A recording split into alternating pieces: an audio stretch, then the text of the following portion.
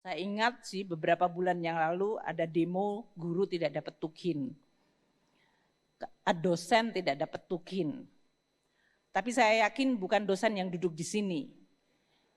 Karena yang demo itu ternyata dosen tuh ada beberapa jenis dosen.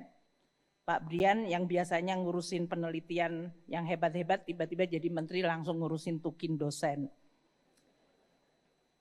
Tapi itu yang bisa memenangkan Nobel Pak Brian nanti.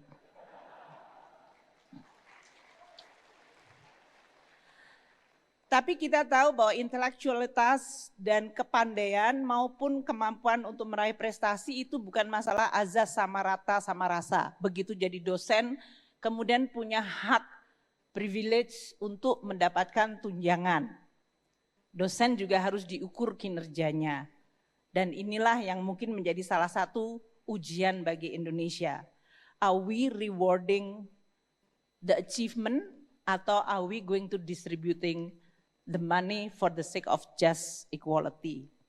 Ini merupakan suatu desain insentif yang menurut saya teman-teman dari kelompok perguruan tinggi harus membahas dan mempertanyakan diri sendiri dan mungkin juga merekomendasi. What kind of incentive system yang harusnya kita establish untuk membuat anggaran pendidikan itu benar-benar menghasilkan hasil yang baik.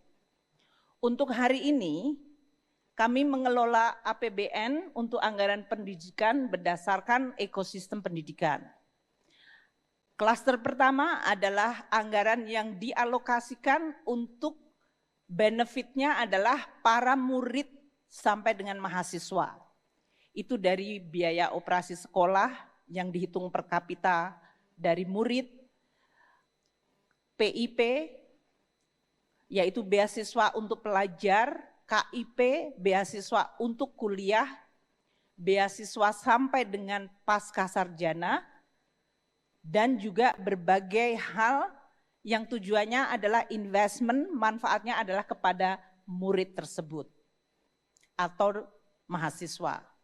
Bahkan dari PAUD sekarang, sebelum usia 5 tahun.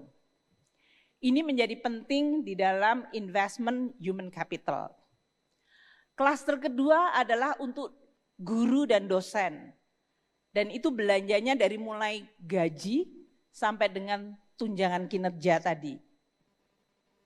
Banyak di media sosial saya selalu mengatakan, oh menjadi dosen atau menjadi guru tidak dihargai karena gajinya nggak besar. Ini juga salah satu tantangan bagi keuangan negara. Apakah semuanya harus keuangan negara ataukah ada partisipasi dari masyarakat?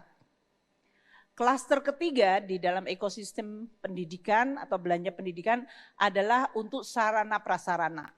Dari membangun sekolah, Bapak Presiden dalam hal ini sekarang minta revitalisasi sekolah-sekolah yang rusak, sampai membangun sekolah baru seperti sekolah rakyat untuk anak-anak miskin, hingga membangun kampus-kampus dan laboratorium penelitian. Itu semuanya adalah masuk di dalam anggaran pendidikan, termasuk membangun rumah sakit pendidikan. Karena saya dari tadi sama Pak Menteri Kesehatan, dan dia adalah ketua MBA-nya ITB, jadi harus saya sebut, kalau enggak nanti saya pulang enggak selamat sampai Jakarta. Dan itu adalah semuanya digunakan di dalam rangka untuk memperkuat ekosistem pendidikan dan penelitian di Indonesia. Tahun 2025, kami juga ingin melaporkan kepada para pemimpin intelektual peneliti dan seluruh pegiat di dalam sains dan teknologi, bahwa negara Indonesia sekarang memiliki yang disebut dana abadi pendidikan mencapai 154,1 triliun rupiah. Saya termasuk yang memulai melahirkan dana pendidikan abadi ini tahun 2009 dengan 1 triliun rupiah. Waktu itu motivasinya ada 2. Make sure bahwa anggaran 20% di dalam APBN yang diamanatkan konstitusi tidak wasted.